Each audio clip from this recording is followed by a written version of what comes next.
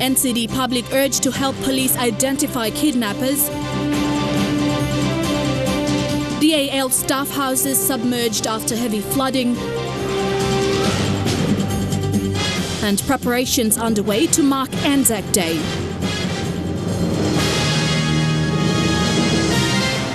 This is National EMTV News with Helen Sayer. Good evening, this is Saturday's news. Thanks for your company. The trend in the recent rise in abduction of women and girls in the nation's capital is a major concern for the Royal Papua New Guinea Constabulary. Metropolitan Superintendent Pero Drano made an appearance on MTV's Good Morning PNG and also called on city residents to exercise community policing. Since January 24, cases of abduction were reported to police. To us about what's happening throughout the country as well as. Metsub Drano said if these cases are reported quickly to the nearest police station, they will be dealt with immediately and accordingly as it comes in. Yes. We take every report of crime very seriously. It's just the manner in the way we report crimes is not the usual way, so that's how we don't react quickly. But if it's reported quickly to police, then we will deal with it as we get a report. He said talks on social media about police personnel not reacting quickly is an understatement. Police investigate case according to certain protocols, and if it's not followed, we don't usually look at social media reports. Those are the background information. Yeah. For us to initiate a report quickly is through the protocol system with the police station, and that's how it's given to an officer who does his part of the job and then send it over, and the process continue. And it does not happen in the social media. Recent statistics and reports put together by his office indicate that since the beginning of January this year, there have been 24 cases of attempted abductions reported. Attempted abduction for this year, from the 1st of January to now, is 24 cases. When you look at other major crimes like homicide, we have 50 cases reported. We have 58 armed robbery cases reported. Sexual crimes, we have 111 cases reported since January 1st. Stolen motor vehicle, we have 122 cases.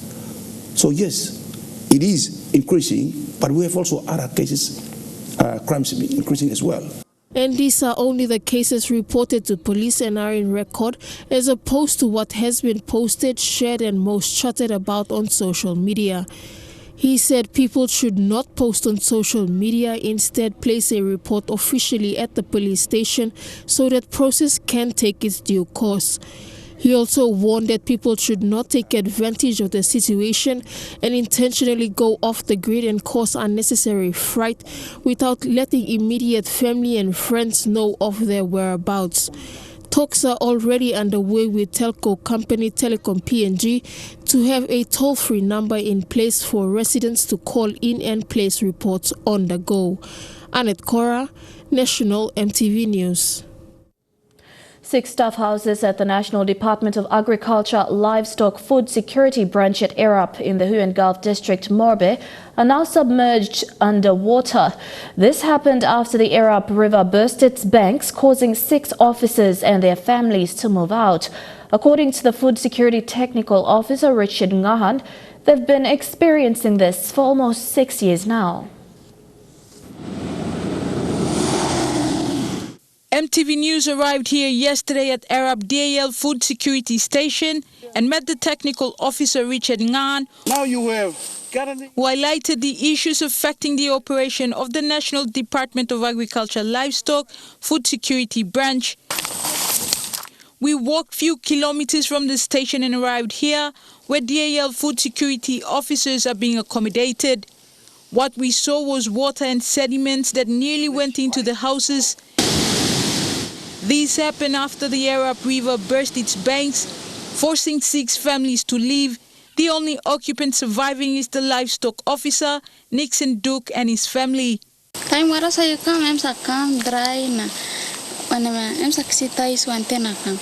The Arab station is part of the government infrastructure used for food security programs, rice development, livestock training and aquaculture. The flooding has affected the operations here at the DAL Resource Center for the past 6 years. The situation worsened last year, forcing the occupants to vacate the houses. Both power and water supply have been disconnected. According to the station's technical officer, Richard Ngan, the resource center has been neglected for more than a decade. This resource center, since I transferred here, well before that we had officers who have been located here, have seen less development in terms of the support from within and outside. The ABDUCTION station used to breed cattle before, but now the vast land of paddock is now covered with thick bush. The only cattle surviving are these few sheep and goats.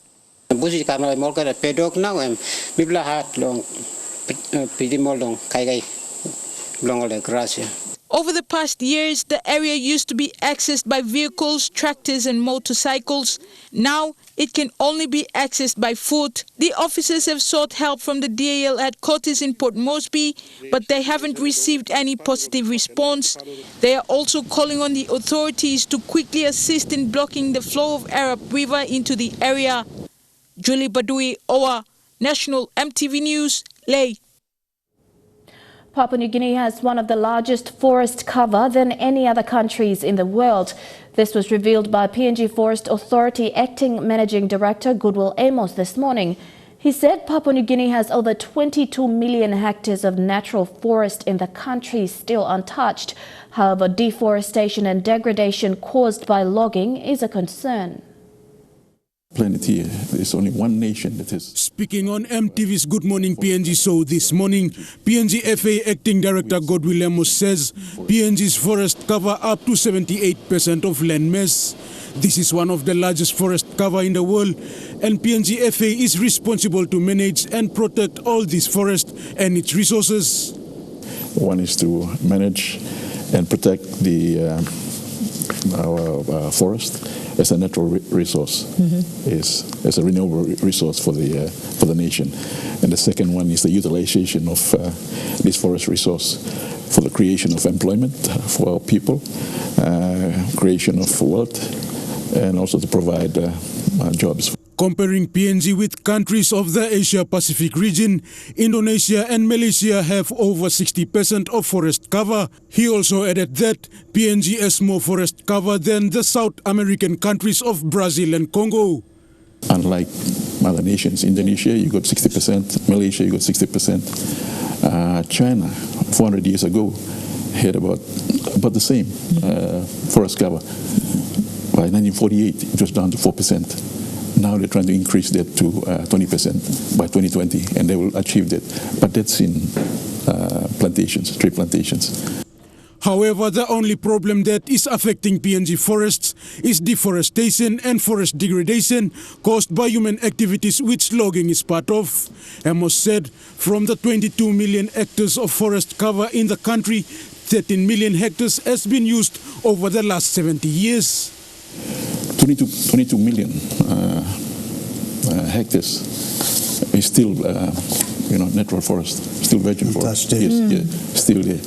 We're just working around 13 million over the last 70 years. Like you were talking about deforestations, we have less deforestation here in this country. It's about 261,000 hectares. In an effort to conserve the forest, PNG FA also encouraged reforestation.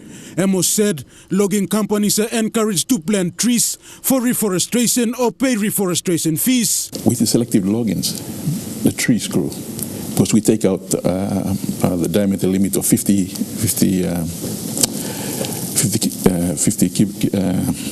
centimeters and above. The 49.9 and down there, we leave it for the next cut. Okay. And those forests are still productive. Yes. Meanwhile, the Climate Change and Development Authority is rolling out the RED Plus program in the country to help preserve the forest. CCDA Communications Manager Ethel Namuri said the RED Plus initiative encouraged locals to conserve their forest and their resources. We try to assist them in the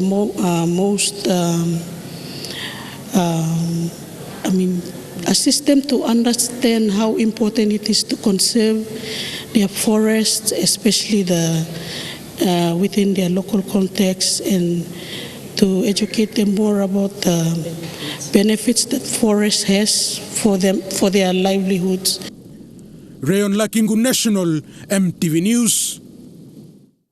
After a 10-day shutdown, staff of Laloki Psychiatric Hospital met with Minister for Health and HIV/AIDS, Sir Pukatemu, to discuss terms on reopening the hospital.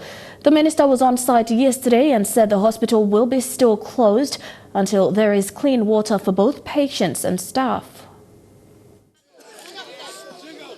Last Wednesday, the Laloki Psychiatric Hospital shut down operations due to reports of hepatitis A, with much of the blame on the continuous use of bore water. Minister for Health and HIV and AIDS made it clear that the hospital will still be on lockdown until clean and safe drinking water is made possible in the facility. If we connect the water as it got enough pressure, and where are the taps, are the underground pipes all rusty or buggered up, or so we may have to relook at the full costing. So it's not a simple issue the way I see it.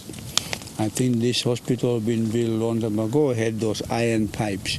Now we have poly pipes, which are the current ones. So I think we may have to bypass that underground systems, but look at new poly pipes put in every office, every toilet, so that there's water running. Apart from the water issues, there were other pressing issues like the maintenance, upgrading and reconstruction of rooms, ablution blocks and common rooms. The shower rooms and the toilets were in a very bad state, with accumulated stains and dirt on every corner of the floor and walls. For a place where patients go for rehabilitation, the living conditions were very poor and unhygienic. I'm going to have a 3-year program, and the priority is water, but for water to come in, we need proper sanitary facilities inside, including the toilets. And our psychiatric patients, they don't differentiate between what type of water it is. And so we make sure that those are properly designed. It was noticed that the Laloki Psychiatric Hospital did not have a board, and in light of the recent event, the hospital is planning on appointing board members that will represent the institution. I will want to establish a board, because I want the private sector people to come, those who are willing to come and help the hospital through a board system. And so I will be preparing a cabinet paper to have a board in place. Because private sector, as you know, there are many people that have connections everywhere to raise funds, to maintain the facilities. Because there's no board here, so Department of Health is struggling by itself. So I made a commitment myself to establish a board for this hospital. Sir Puka said after his meeting with the staff, he will sit with the State Enterprise Minister, William Duma, and discuss the possibilities. He said at this stage, most of the water pipes have been contaminated from the bore water. Therefore, he will have to talk with Edaranu and see if they will remove the pipes or put in new ones in place. The minister mentioned that all these things comes with their own cost. Therefore, he will have to assess the possibilities first before bringing clean and fresh water into the facility. Michelle Stephen, National MTV News. You're at Saturday's News. We have more of today's other stories when we come back from this break.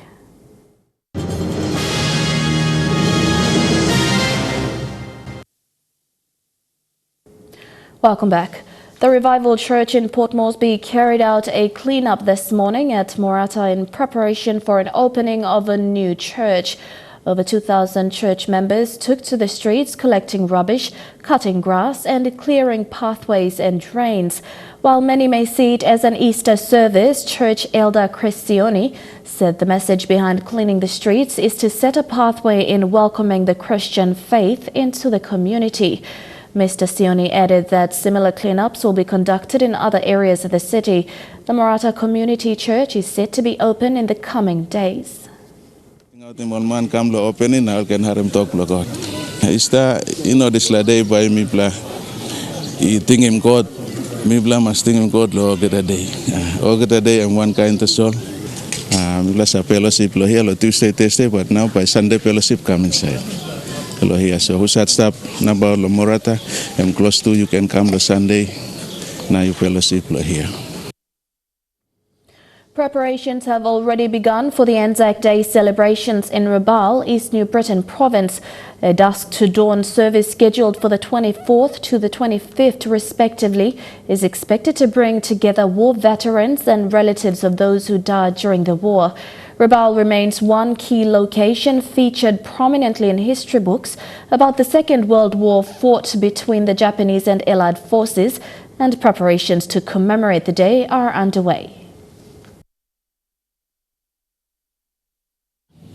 Apart from the volcanoes and the breathtaking views that can be found in the province, there were stories of Second World War that made East New Britain Province very unique. Like in previous years, the town of Rabaul will get together to commemorate the Anzac Day. While the event is 4 days away, the town is already gearing up to host some of the war veterans and the relatives of those who fought and died during the war, most of them Australians. This is the timeline of Rabaul. Started with the Germans, then the English, then the Japanese, then the Australians, then the Japanese, then of course independence. So Rabaul has contributed a lot to PNG's history. A dusk and dawn service that will be held in Rabaul on the 24th and 25th respectively will be an occasion to remember this history. It's an event organized by the Rabaul Historical Society on Anzac Days every year to remember the war fought along its source. There's been something here since 1914. So this is one of the oldest buildings. On the left was Yamamoto's bunker, of course. And the Japanese used this building during World War II. Now it's a little museum. There's only a few members left. It all started here with the bombing of Pearl Harbor on the 7th of December 1942 that created a military tsunami where it took 6 months to reach the port of Rabaul. The Japanese Imperial forces landed here with the aim of setting up a military base before invading Port Moresby and Australia. It was one of the worst military defeats for the Australian soldiers that involved a massacre. About 76 years ago, this used to be a killing field, and the stories of the battle that was fought here will once again be retold. Edwin Fidelis, National MTV News, Kokopo. ABC Australia has reported on the recent groundbreaking ceremony in Port Moresby where Chinese investors acquired land to build a Chinatown. The project, worth more than 2 billion kina, has raised concerns in Canberra on China's influence in the Pacific. A new look for a new era and a symbol of changing times. Chinatown, everyone, Chinatown. Chinese developers are breaking ground, a $400 million project to build Port Moresby's Chinatown. It is the largest of many of the private Chinese investment in this country. Growing Chinese investment and influence in the Pacific have sparked concern in Canberra. But those concerns are not shared by some of PNG's most influential politicians. I don't have any concerns at all about the increasing influence of China into Papua New Guinea, as long as it benefits our people and our country. That's mainly a concern of Australia and the US. It's not a PNG overly concerned. While Chinese and PNG dignitaries herald close ties between their two countries, the developers say their 2-year construction project is just healthy private enterprise. We're just a businessman, and we come here, we are not related to the Chinese government. Some in Port Moresby are sceptical about Australia's recent decision to step up its investment and engagement in the Pacific. Doubts that extend to a landmark plan by Australia and the United States to upgrade the Lombrum Naval Base on Manus Island. Papua New Guinea and China will discuss much deeper ties next week. PNG's Prime Minister will head to Beijing for a forum on China's controversial Belt and Road infrastructure program. And after the break, we continue with more stories making headlines overseas.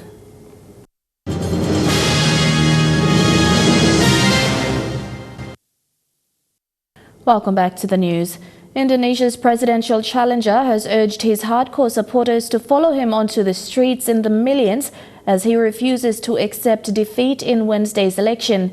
Indonesia's President Joko Widodo declared victory this week, even as former General Prabowo Subianto continues to contest the results.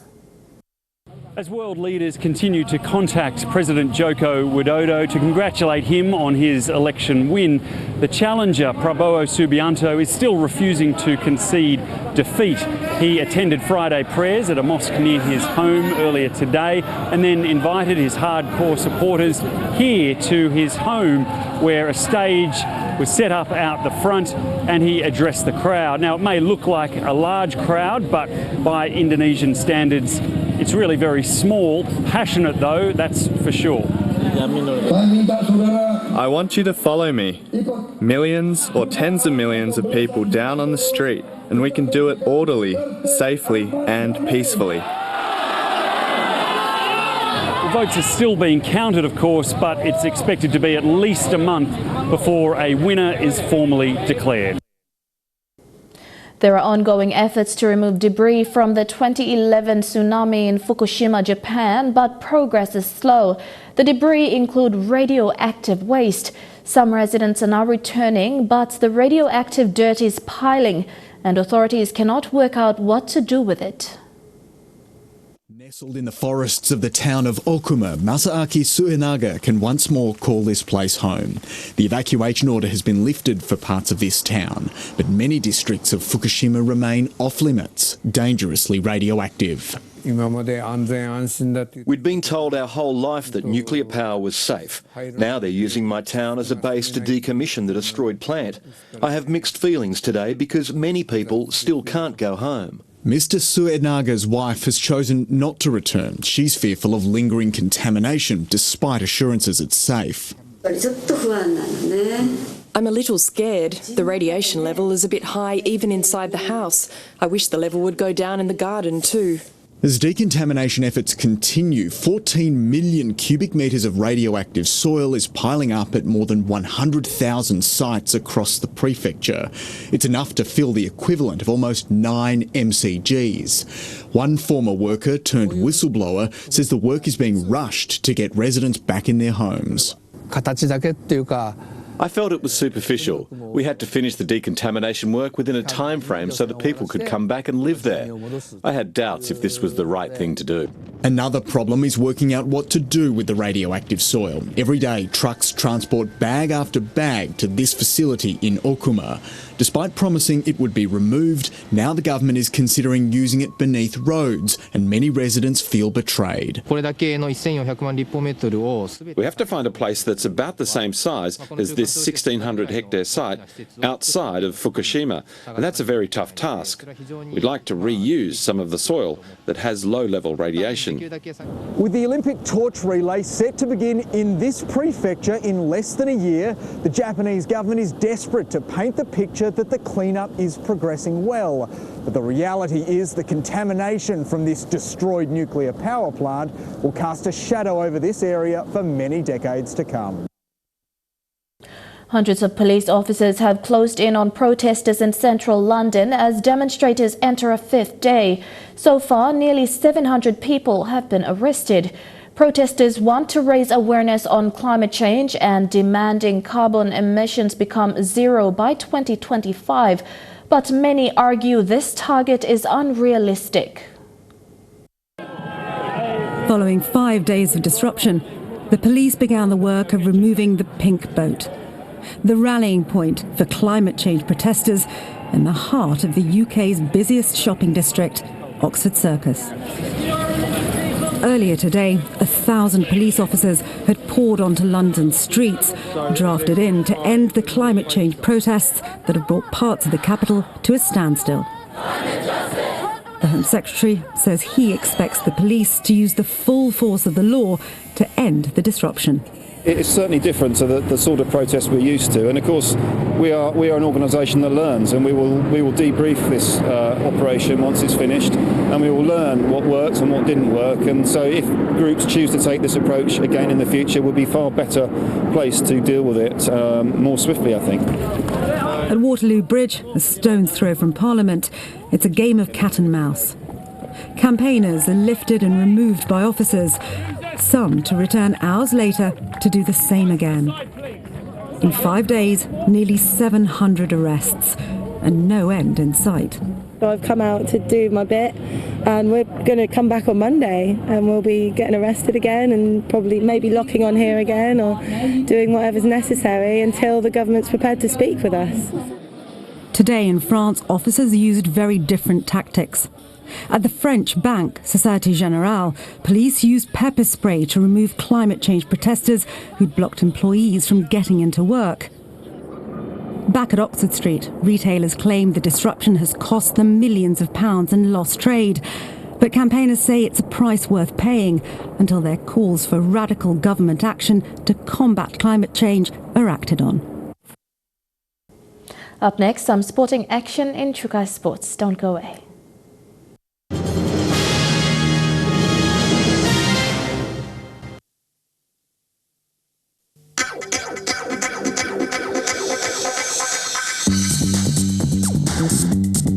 Choc Ice Sports.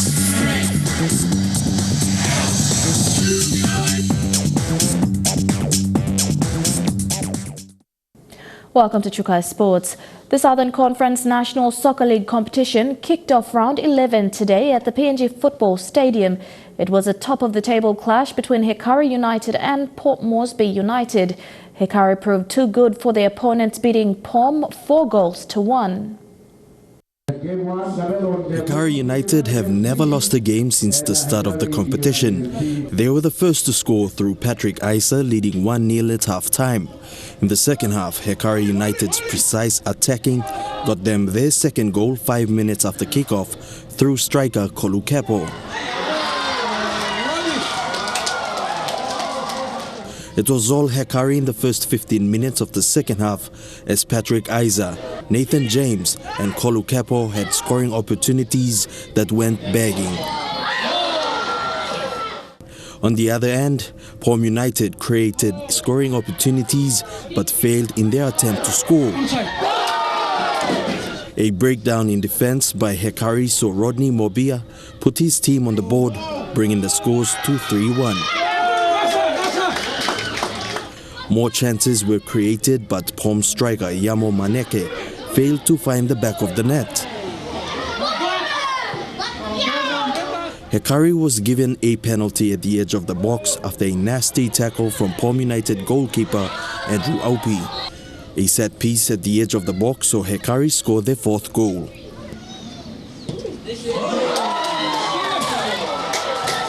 After today's win, Hikari maintained their spot on the top of the Southern Conference National Soccer League competition ladder. Elijah Levitt, National, EMTV Sports. The 44th National Game Fishing Titles are in its 7th day of competition. Our EMTV crew caught up with the president of the Port Moresby Game Fishing, Matthew Brutnell, to give us an update on the competition so far.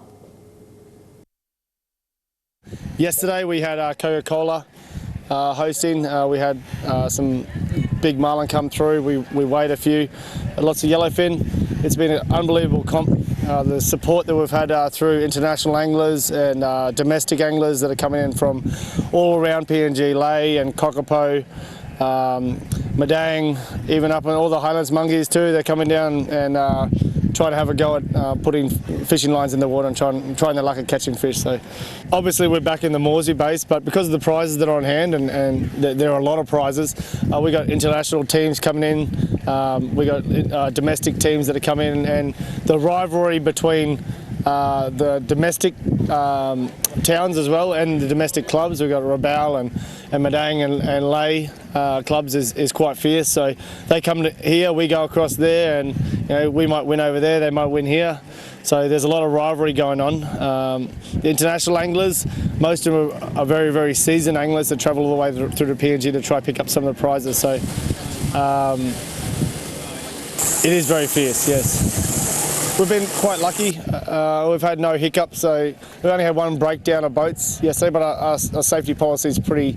We've got a helicopter down here with airborne logistics, so if anything goes wrong with any distress beacons go off, we can launch a helicopter. Yesterday we had a boat break down past Idia Island, so that's about 30 miles away. we launched a boat and brought them back down to safety. So we've been really lucky. We've had no injuries. It's been a really good comp. There's a huge buzz that's going on here. We didn't expect the amount of sponsorship that came through behind us.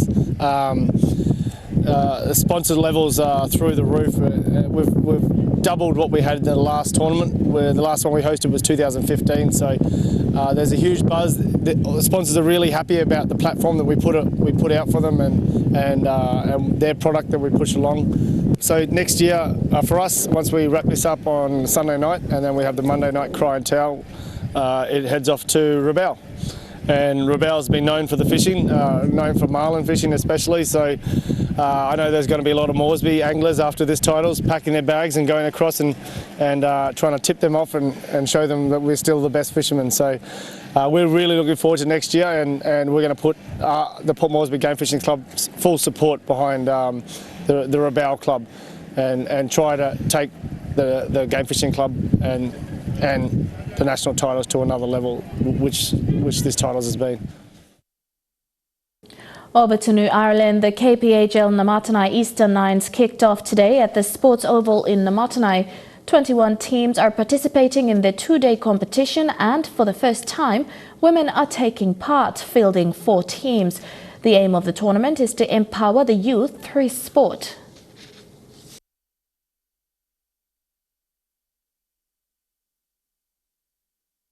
Under the theme of this tournament, we are empowering youth, and we believe that rugby league is a pathway to stop violence against women, drugs and alcohol, and other criminal activities. Choc Ice Sports continues with more after the break. Don't go away.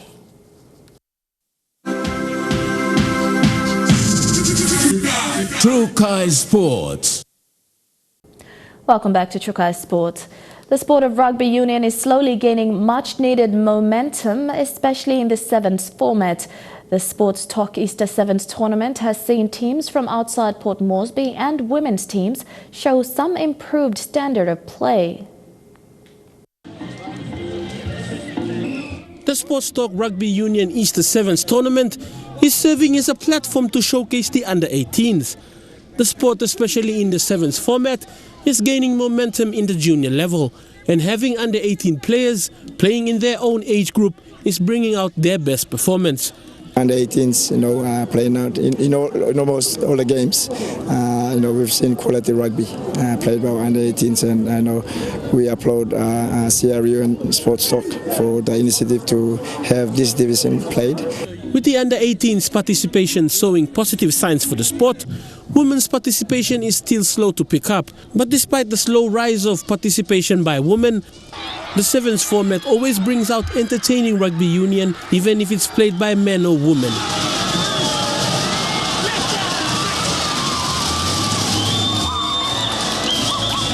Teams participating in the tournament have the women's national Sevens team players from the Palais spread out in each of the teams, adding some flair to the tournament.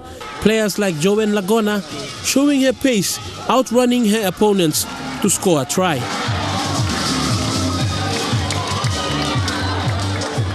The matches played prove there is potential in the sport for women, despite the minimal participation by women.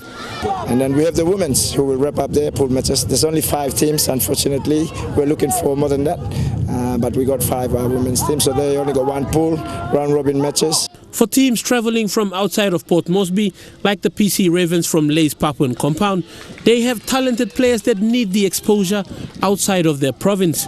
It's the exposure of young players, we're trying to expose them. That's why we bring more Sports Talk Sevens. The Ravens' dominant defence and classy footwork by players is national team material. But it has been a struggle for the past few years to get the players from Ley, the second capital of PNG, the exposure they need to get recognition for the Pukpuk's team. I think Ley me play been good, but now I'm not going to play stay inside, so we're still trying to at least get someone into the national team. With the tournament so far entertaining and eye-opening for some, the finals will be tomorrow and should be entertaining. Sunday it's all the finals. Like I said, Open Men's will play their quarterfinals, and they will play the semi-finals on Sunday and then leading into the finals. Sukina, National EMTV Sports. To Super Rugby, Queensland captain Samu Kerevi has put in another starring performance to help the Reds secure their first win in Durban since 2004. Reds beat the Sharks 21-14 this morning on the back of a brilliant 80 minutes from the Wallabies centre. Advantage. Power rush straight through Kerevi. The end zone. Brilliant pass. And Chris Saltia, the try scorer. An outstanding line break. Bryce Hegarty, Chris Feo-Sartia and Tate McDermott scored the tries for the Reds, who are now second in the Australian Super Rugby Conference standings. Either side of them are the Rebels and Waratahs, who play tonight. Adelaide United has secured an important win in the A-League, beating Melbourne Victory 1-0. George Blackwood scored the only goal in the match, which goes a long way towards securing fourth spot on the ladder for the Reds. Victory will finish third. To Rugby League, round 6 of the NRL saw the Sydney City Roosters take on Melbourne Storm in a rematch of the 2018 Grand Final. Both teams were levelled at 20 all at full time. However, a golden point in extra time earned Roosters the match. As the Premiers pushed out to a 20-0 lead before half-time. The Storm hit back and scored the next 3 tries to level the match at 20 all before Mitchell stole the show in extra time. The 22nd field goal. It's Mitchell though on the left side. He's done Mitchell's strike is sensational. Latrell Mitchell. The match, the second half, a night of who saw that coming. Finishes with exactly that. Who saw that coming? The NRL continues today when the Warriors host the Cowboys and then the Dragons host the Sea Eagles. Couldn't be prouder of a group of men. The way they represented our club and the jersey, and the way they represented themselves and their family, and the way that they just went about, and we talk a lot about it, but their character to play the way that they did tonight was exceptional. We weren't perfect. I think we did run out of gas at different times there.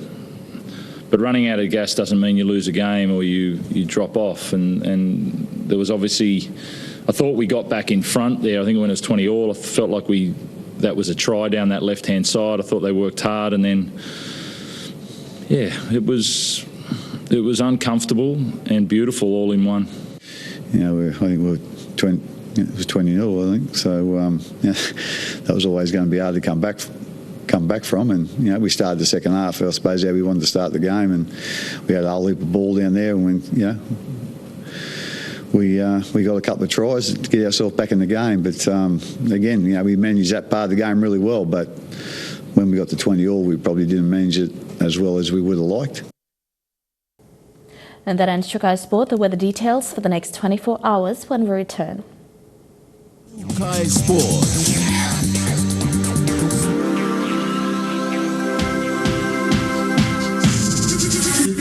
Choc Ice Sports.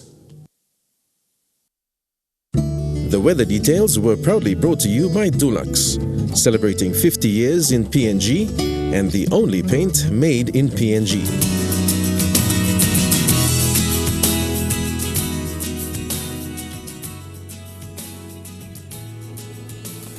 A look at the weather forecast for tonight and tomorrow in the southern region. Fine, although cloudy at times in Port Moresby. Fine weather in Daru and Alatau, and cloudy in Kerama and Popondetta.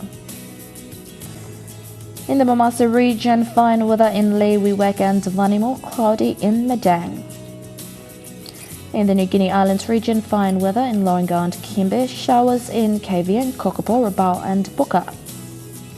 And in the Highlands region, fine weather in Mount Hagen, Goroka, Kundiawa, Mendi and Wabeg.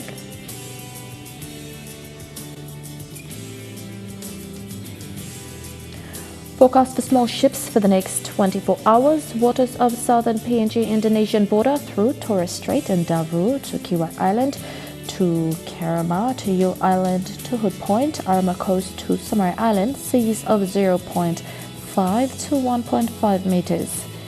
Waters of western and eastern and western Milne Bay Islands. Waters of Samari Island to Cape Volgo to Finschhafen.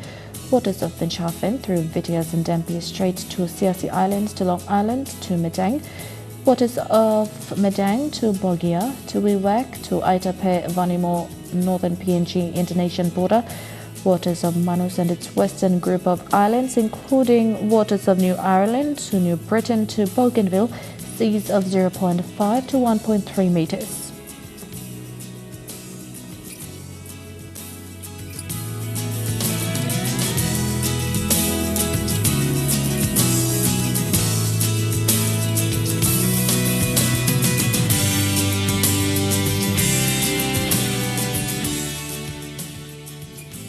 Ocean forecast PNG areas in the Coral Sea, seas slight to moderate with southeast winds at 10 to 20 knots.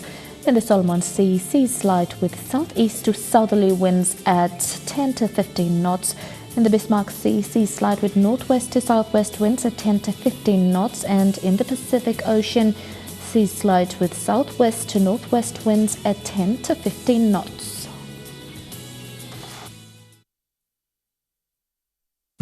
The weather details were proudly brought to you by Dulux, celebrating 50 years in PNG and the only paint made in PNG. And that's been the news, sport and weather for today, Saturday the 20th of April 2019. From the entire news team, pleasant viewing. Good night.